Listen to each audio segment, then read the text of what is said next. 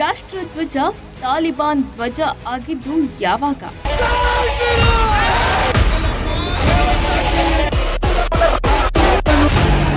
ನೆಟ್ಟಿಗೆ ಹಿಂದಿ ಮಾತಾಡೋಕೆ ಬರಲ್ಲ ಅಂದ್ರೆ ಬಾಯಿ ಮುಚ್ಕೊಂಡು ಬೆದ್ದಿರ್ಬೇಕು ಅಷ್ಟೇ ಹೊರತು ಬಾಯಿಗೆ ಬಂದಂತೆ ಮಾತನಾಡಬಾರ್ದು. आज कांग्रेस हनुमान ध्वज निकाल करके तालिबान ध्वज लगाना चाहता था. हाँ लगाएंगे. ಸರ್ಕಾರಿ ಜಾಗದಲ್ಲಿ ತ್ರಿವರ್ಣ ಧ್ವಜ ಹಾರಿಸೋಕೆ ಪರ್ಮಿಷನ್ ಕೇಳಿ ಹನುಮ ಧ್ವಜ ಹಾರಿಸೋದು ಕಾನೂನು ಬಾಹಿರ ಅಲ್ವಾ? ನಿನ್ನೆ ಮೊನ್ನೆವರೆಗೂ ಸರ್ವ ಜನಾಂಗದ ಶಾಂತಿಯ ತೋಟ ಮಾಡ್ತೀನಿ ಅಂತಿದ್ದ HD ಕುಮಾರಸ್ವಾಮಿ ನಿಜಕ್ಕೂ ಈಗ ಮಾಡ್ತಿರೋದೇನು? ಹಿಂದೂ ನಾವೆಲ್ಲ ಒಂದು ಅನ್ನೋದಲ್ಲ. ನಿಮಗೆ ತಾಕತ್ತಿದ್ರೆ ದಲಿತರಿಗೂ ನಿಮ್ಮ ಹಳ್ಳಿಗಳಲ್ಲೇ ದೇಗುಲ ಪ್ರವೇಶಕ್ಕೆ ಬಿಡಿ. ದಲಿತರ ಮನೆಯಲ್ಲೇ ಕುಂತು ಹೋಟೆಲ್ನಿಂದ ಪಾರ್ಸಲ್ ತಂದು ಊಟ ಮಾಡೋದಲ್ಲ, ನಿಮ್ಮ ಅಡುಗೆ ಮನೆಗಳಲ್ಲೇ ನಿಮ್ಮೊಟ್ಟಿಗೆ ಅವರನ್ನ ಕೂರಿಸಿಕೊಂಡು ಮೃಷ್ಟಾನ್ನ ಊಟ ಮಾಡಿ.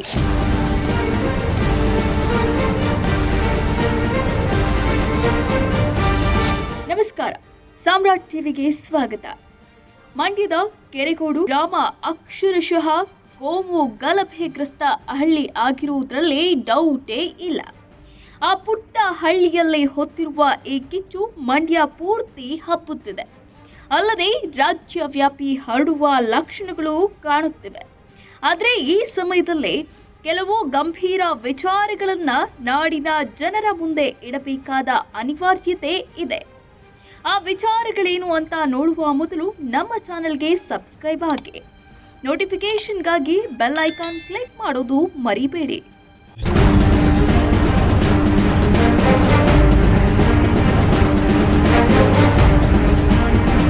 ವೀಕ್ಷಕರೇ, ಮಂಡ್ಯ ತಾಲೂಕು ಕೆರೆಗೋಡು ಗ್ರಾಮದಲ್ಲಿ ಶ್ರೀ ಗೌರಿ ಶಂಕರ ಸೇವಾ ಟ್ರಸ್ಟ್ ಇದೆ. ಈ ಟ್ರಸ್ಟ್ ಕಳೆದ 35 ವರ್ಷದಿಂದ ಧಾರ್ಮಿಕ, ಶೈಕ್ಷಣಿಕ, ಸಾಮಾಜಿಕ ಹಾಗೂ ಸಾಂಸ್ಕೃತಿಕ ಕಾರ್ಯಕ್ರಮಗಳಲ್ಲಿ ತೊಡಗಿಸಿಕೊಂಡಿದೆ. ಇಷ್ಟು ಕಾಲ ಏನೂ ಸಮಸ್ಯೆ ಇರಲಿಲ್ಲ. ಆದರೆ ಅದೇ ಊರಿನಲ್ಲಿರುವಂತಹ ಕೆರೆಗೋಡು ರಂಗಮಂದಿರದ ಆವರಣದಲ್ಲೇ ಧ್ವಜಸ್ತಂಭ ನಿರ್ಮಿಸಲು ಅವಕಾಶವನ್ನ ಕೇಳಿದ್ದಾರೆ. ಅವಕಾಶ ನೀಡುವಾಗಲೂ ಹೇಳಿರೋದು ತ್ರಿವರ್ಣ ಧ್ವಜ ಹಾಗೂ ಕನ್ನಡ ಧ್ವಜ ಮಾತ್ರವೇ ಹಾರಿಸಬೇಕು. ಅದು ಬಿಟ್ಟು ಯಾವುದೇ ಧರ್ಮಕ್ಕೆ ಸೇರಿದ ಬಾವುಟ ಹಾರಿಸಬಾರದು ಅಂತ ಷರತ್ತುಬದ್ಧ ನಿಯಮಗಳನ್ನ ವಿಧಿಸಿಯೇ ಬಾವುಟ ಹಾರಿಸಲಾಗಿದೆ. ಗ್ರಾಮ ಪಂಚಾಯಿತಿಯ PDOನಿಂದ ಪರ್ಮಿಷನ್ ಸಿಕ್ತು. ಧ್ವಜ ಸ್ತಂಭ ಕೂಡ ನೆಡಲಾಯಿತು. ತ್ರಿವರ್ಣ ಧ್ವಜನೂ ಹಾರಿತು. ಆದರೆ ಮರುದಿನ ಅಲ್ಲಿ ಹಾರಿದ್ದು ಭಗವಧ್ವಜ, ಅಂದ್ರೆ ಒಂದು ಧರ್ಮಕ್ಕೆ ಸೇರಿದ ಧ್ವಜವನ್ನ ಹಾರಿಸಲಾಯಿತು. ಇದು ಸರ್ಕಾರದ ಗಮನಕ್ಕೆ ಬಂದ ನಂತರ ತಕ್ಷಣ ಆ ಧ್ವಜವನ್ನ ಇಳಿಸಿ ತ್ರಿವರ್ಣ ಧ್ವಜವನ್ನ ಬೇಗೆ ಬಂದೋಬಸ್ತ್ ನಡುವೆ ಹಾರಿಸಿದೆ. ಇದಿಷ್ಟು ನಡೆದಿರುವಂತಹ ಘಟನೆ. ಈಗ ಈ ವಿಚಾರದಲ್ಲೇ ಬಟ್ಟೆ ಹರ್ಕೊಂಡು ರಾಜಕೀಯ ಮಾಡ್ತಿರೋದು ನಮ್ಮ ಸೋಕಾಲ್ಡ್ ರಾಜಕಾರಣಿಗಳು. ಹೆಂಗೆಲ್ಲ ಆಡ್ತಿದ್ದಾರೆ ಅಂತ ಒಂದೊಂದಾಗಿ ನೋಡೋಣ. ಮೊದಲಿಗೆ ಮಾಜಿ ಶಾಸಕ CT ರವಿ ಈ ಘಟನೆ ಬಗ್ಗೆ ಏನ್ ಹೇಳಿದ್ದಾರೆ ಅಂತ ಒಮ್ಮೆ ನೀವೇ ನೋಡಿ. आज कांग्रेस हनुमान ध्वज निकाल करके तालिबान ध्वज लगाना चाहता था. हनुमान ध्वज लगा के ही जाएंगे आप? हाँ लगाएंगे. हनुमान ध्वज लगाएंगे. वो जमाना हो गया, तालिबान लगाने का जमाना हो गया. ರೀ ಸ್ವಾಮಿ, ಇದ್ಯಾವ ಸೀಮೆ ಭಾಷೆ ರೀ ನಿಮ್ದು? ನೆಟ್ಟಿಗೆ ಹಿಂದಿ ಬಂದ್ರೆ ಮಾತನಾಡಿ, ಇಲ್ಲದೆ ಹೋದ್ರೆ ಕೈ ಶಾಸಕ ಪ್ರದೀಪ್ ಈಶ್ವರ್ ಹೇಳ್ತಾರಲ್ಲ ಹಾಗೆ ಬಾಯಿ ಮುಚ್ಕೊಂಡು ಬೆದ್ದಿರ್ಬೇಕು. ಅಷ್ಟು ಬಿಟ್ಟು ದೇಶದ ಘನತೆ, ಸಾರ್ವಭೌಮತೆಗೆ ಪ್ರತೀಕವಾದ ರಾಷ್ಟ್ರ ಧ್ವಜವನ್ನ ತಾಲಿಬಾನ್ ಧ್ವಜಕ್ಕೆ ಹೋಲಿಸಿರೋ ನೀವು ನಿಜಕ್ಕೂ ದೇಶದ್ರೋಹಿಗಳು ಅಲ್ವಾ?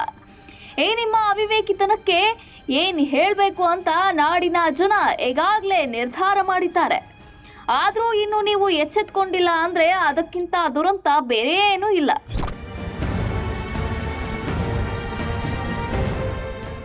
ಇನ್ನು ಮಾಜಿ CM HD ಕುಮಾರಸ್ವಾಮಿಯವರೇ, ಚುನಾವಣೆಗೂ ಮುನ್ನ ಕರ್ನಾಟಕ ಸರ್ವ ಜನಾಂಗದ ಶಾಂತಿಯ ತೋಟ ಆಗಿರಬೇಕು ಅಂತ ರಾಜ್ಯವ್ಯಾಪಿ ರ್ಯಾಲಿ ಮಾಡಿದ್ರೆ. ಈಗ ಅಧಿಕಾರ ಸಿಗಲಿಲ್ಲ ಅಂತ ಶಾಂತಿಯ ತೋಟಕ್ಕೆ ಬೆಂಕಿ ಹಾಕೋಕೆ ನೀವು ಕೂಡ ಸಿದ್ಧರಾಗಿ ಬಿಟ್ರ. ನಿಮಗೆ ಅಧಿಕಾರ ಕೊಟ್ರೆ ಮಾತ್ರನೇ ನಾಡಿನ ಜನ ಒಳ್ಳೆಯವರು, ಇಲ್ಲವಾದ್ರೆ ನೀವೇ ಕೆಂಡಮಂಡಲವಾಗಿ ಟೀಕಿಸುತ್ತಿದ್ದ ಬಿಜೆಪಿಯ ಜೊತೆ ನೀವು ಕೋಮು ರಾಜಕಾರಣ ಮಾಡೋಕೆ ನಿಂತು ಬಿಡ್ತಾರಾ? ಈ ಹಿಂದೆ ಇದೇ ಬಿಜೆಪಿಗರು ಮಿನಿ ಪೌಡ್ರು ಅಂತ ನಿಮ್ಮನ್ನ ಟೀಕೆ ಮಾಡಿದಾಗ ನೀವು ಏನಂತ ಟ್ವೀಟ್ ಮಾಡಿದ್ರಿ ಗೊತ್ತಾ? ಅದನ್ನ ಒಮ್ಮೆ ನೀವೇ ನೋಡಿ. ಗ್ರಾಮೀಣ ಕನ್ನಡದಲ್ಲಿ ಹೊಳೆಯುವ ಪದಾರ್ಥಕ್ಕೆ ಮಿಣಿ ಎನ್ನಲಾಗುತ್ತದೆ. ಅದು ಶುದ್ಧ ಕನ್ನಡ ಗ್ರಾಮೀಣ ಪದ. ಅದನ್ನೇ ಅಪಮಾನಕ್ಕೆ ಬಳಸಿಕೊಳ್ಳಲಾಗುತ್ತಿದೆ. ಅಂದ್ರೆ ಅದು ಕನ್ನಡಕ್ಕೆ, ಗ್ರಾಮೀಣ ಕರ್ನಾಟಕಕ್ಕೆ ಮಾಡಿದ ಅಪಮಾನ. ಎಷ್ಟೇ ಆಗಲಿ ಬಿಜೆಪಿಗರ ಜೀನ್ ಪಾಕಿಸ್ತಾನದಲ್ಲವೇ, ಅದಕ್ಕೆ ಅವರಿಗೆ ಕನ್ನಡ ಪದಗಳು ತಾತ್ಸಾರ. ಇಂತಹ ಟ್ವೀಟ್ ಮಾಡಿ ಬಿಜೆಪಿಯ ಕೋಮು ಬುದ್ಧಿಯನ್ನ ಟೀಕೆ ಮಾಡಿದ್ದ ಕುಮಾರಸ್ವಾಮಿಯವರು ಇವತ್ತು ಅದೇ ಬಿಜೆಪಿಗರ ಜೊತೆ ಸೇರಿ ಸಹಬಾಳ್ವೆಗೆ ಪ್ರತೀಕವಾಗಿದ್ದ ಮಂಡ್ಯದಲ್ಲೇ ಕೋಮು ಗಲಭೆ ಸೃಷ್ಟಿಸೋಕೆ ಹೊರಟಿದ್ದೀರಿ. ಇದಕ್ಕೇನು ಹೇಳಬೇಕೋ ಗೊತ್ತಿಲ್ಲ. ಅಲ್ಲ, ಇವತ್ತು ಹನುಮಧ್ವಜ ವಿಚಾರಕ್ಕೆ ಮೈಸೂರು ಸಂಸದ ಪ್ರತಾಪ್ ಸಿಂಹ ಯಾರನ್ನು ಬಳ್ಳಾರಿ ಮೈನಿಂಗ್ ಮಾಫಿಯಾದ ರೂವಾರಿ ಅಂತ ಕರೆದಿದ್ರೋ ಅಂತಹ ವ್ಯಕ್ತಿ ಜನಾರ್ದನ್ ರೆಡ್ಡಿ ಕೂಡ ಸರ್ಕಾರದ ವಿರುದ್ಧ ರಾಷ್ಟ್ರಧ್ವಜ ಹಾರಿಸಿದ್ರ ವಿರುದ್ಧ ಮಾತನಾಡ್ತಾರೆ. ಅದಕ್ಕೆ ನಮ್ಮ ಜನ ಶಿಳ್ಳೆ ಚಪ್ಪಾಳೆ ಹೊಡೆದು ಕೇಕೆ ಹಾಕ್ತಾರೆ. ಇದೇ ಅಲ್ವಾ ವಿಪರ್ಯಾಸ ಅಂದ್ರೆ? ರೀ ಜನಾರ್ದನ್ ರೆಡ್ಡಿ ಅವರೇ, ರಾಜ್ಯ ಸರ್ಕಾರ ಬಳ್ಳಾರಿಯಲ್ಲಿ ಮತ್ತೆ ಹೊಸದಾಗಿ ಗಡಿಭಾಗದ ಸರ್ವೆಯನ್ನ ಶುರು ಮಾಡಿರೋದು ನಿಮ್ಮ ಬುಡಕ್ಕೆ ಬೆಂಕಿ ಬಿದ್ದಂಗಾಗಿದೆ. ಅದಕ್ಕೆ ತಾನೇ ಬಿಜೆಪಿಯ ಸಹವಾಸವೇ ಬೇಡ ಅಂದ ನೀವು ಇಂದು ಅದೇ ಬಿಜೆಪಿಯ ಜೊತೆ ಸೇರ್ಕೊಂಡು ಹಿಂಬಾಗಿಲಿನಿಂದ ರಾಜಕಾರಣ ಮಾಡ್ತಿರೋದು.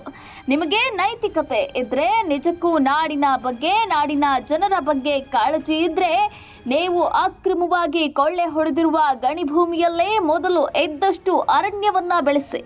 ನಿಮ್ಮ ದೌರ್ಜನ್ಯ ದಬ್ಬಾಳಿಕೆಯಿಂದ ನಲುಗಿರುವ ಗಣಿಭಾಗದ ಸುತ್ತಮುತ್ತಲಿನ ಜನರ ಬದುಕುಗಳಿಗೆ ಹೊಸ ಭರವಸೆ ನೀಡಿ. ಆಗ ನೀವಲ್ಲ, ನಿಜವಾದ ಹನುಮನೇ ನಿಮ್ಮನ್ನ ಹುಡುಕಿಕೊಂಡು ಬರ್ತಾನೆ. ಇನ್ನು ಚುನಾವಣಾ ಹತ್ರ ಬಂದ್ರೆ ಹಿಂದೂ ನಾವೆಲ್ಲ ಒಂದು ಎನ್ನುವವರೆಲ್ಲ ಒಂದು ನೆನ್ಪಿಟ್ಕೊಳ್ಬೇಕು. ಇಂತಹ ಘೋಷಣೆಗಳನ್ನ ಕೂಗೋರು ಕೇವಲ ರಾಜಕೀಯ ಲಾಭಕ್ಕಾಗಿ ಮಾತ್ರವೇ ಇಂತಹ ಘೋಷಣೆ ಕೂಗ್ತಾರೆ. ಅದು ಬಿಟ್ರೆ ಯಾವ ದಲಿತರನ್ನ ಇವರು ದೇಗುಲ ಪ್ರವೇಶಕ್ಕೂ ಬಿಡಲ್ಲ, ಮನೆಯೊಳಕ್ಕೂ ಬಿಟ್ಟುಕೊಳ್ಳಲ್ಲ. ದಲಿತರ ಮನೆಗೆ ಹೋಗಿ ಹೋಟೆಲ್ನಿಂದ ಪಾರ್ಸಲ್ ತಂದು ಊಟ ಮಾಡ್ತಾರಷ್ಟೇ. ಅದು ಬಿಟ್ರೆ ಯಾವತ್ತೂ ಇಂತಹ ನಾಯಕರು ತಮ್ಮ ಮನೆಯ ಅಡುಗೆ ಮನೆಗಳಲ್ಲಿ ಅದೇ ದಲಿತರನ್ನ, ಹಿಂದುಳಿದವರನ್ನ ಕರೆದುಕೊಂಡು ಬಂದು ತಮ್ಮ ಮನೆಯವರೊಟ್ಟಿಗೆ ಪಕ್ಕದಲ್ಲೇ ಕೂರಿಸಿಕೊಂಡು ಹಬ್ಬದೂಟ ಮಾಡಲ್ಲ. ಅಂತಹದ್ರಲ್ಲಿ ಕೇವಲ ಯುವ ಮನಸ್ಸುಗಳನ್ನ ಕೆಡಿಸಿ ಅವರನ್ನ ತಮ್ಮತ್ತ ಸೆಳೆದು ಹಿಂದುತ್ವದ ಹೆಸರಲ್ಲಿ ಅಧಿಕಾರದಲ್ಲಿ ಕುಂತು ಕೋಟಿ ಕೋಟಿ ಕೊಳ್ಳೆ ಹೊಡೆಯೋಕೆ ಬಿಟ್ರೆ ದೈನ ದಲಿತರ ಉದ್ಧಾರಕ್ಕಾಗಿ ಇವರು ಹಿಂದೂ ನಾವೆಲ್ಲ ಒಂದು ಅನ್ನೋದೇ ಇಲ್ಲ. ನೀಚಾತಿ ನೀಚವಾದ ಜಾತಿ ವ್ಯವಸ್ಥೆಯನ್ನ ನಿರ್ಮೂಲನೆ ಮಾಡಿ ಸರ್ವರು ಭಾರತೀಯರು, ನಮ್ಮ ಧರ್ಮ ಭಾರತೀಯತೆ ಎನ್ನುವ ಸಮಾನ ಸಮಾಜವನ್ನ ಕಾಯ ವಾಚ ಮನಸ್ಸ ನಿರ್ಮಿಸಲು ಹಿಂದೂ ನಾವೆಲ್ಲ ಒಂದು ಅಂತ ಹೇಳೋದೇ ಇಲ್ಲ. ಇವರು ಹೇಳೋದು ಕೇವಲ ರಾಜಕೀಯವಾಗಿ ಲಾಭ ಪಡೆಯೋಕೆ ಮಾತ್ರ. ಅದಕ್ಕಾಗಿ ಅವರು ಬಾವಿಗೆ ತಳ್ಳಿ ಆಳ ನೋಡೋದು ಕೂಡ ಬಡವರ ಮನೆಯ ಮಕ್ಕಳನ್ನೇ ಹೊರತು ಯಾವ ಬಿಜೆಪಿ ರಾಜಕೀಯ ಮುಖಂಡರ ಮಕ್ಕಳು ಕೂಡ ಬೀದಿಗೆ ಬರೋದಿಲ್ಲ.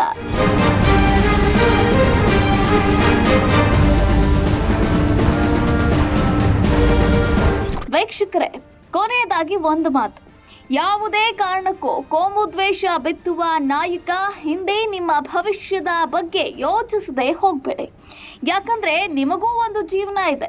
ಆ ಜೀವನ ಸುಂದರವಾಗಿ ರೂಪಿಸ್ಕೊಳ್ಬೇಕಾದ್ರೆ ಬೇಕಿರೋದು ಶಿಕ್ಷಣ, ದುಡಿಮೆ ಅಷ್ಟೇ ಹೊರತು ಜಾತಿ ಹೆಸರಲ್ಲಿ, ಧರ್ಮದ ಹೆಸರಲ್ಲಿ ರಾಜಕೀಯ ಮಾಡೋರ ಸಹವಾಸವಲ್ಲ ಅಂತ ಹೇಳ್ತಾ ಇವತ್ತಿನ ಸ್ಟೋರಿ ಮುಗಿಸ್ತಿದ್ದೇನೆ. ಅಂದ ಹಾಗೆ ಈ ವಿಚಾರ ನಿಜ ಅನ್ಸಿದ್ರೆ ಲೈಕ್ ಮಾಡಿ, ಶೇರ್ ಮಾಡಿ. ಮತ್ತೊಂದು ಇಂಟ್ರೆಸ್ಟಿಂಗ್ ಸ್ಟೋರಿ ಜೊತೆ ಆದಷ್ಟು ಬೇಗ ನಿಮ್ಮ ಮುಂದೆ ಬರ್ತೀನಿ.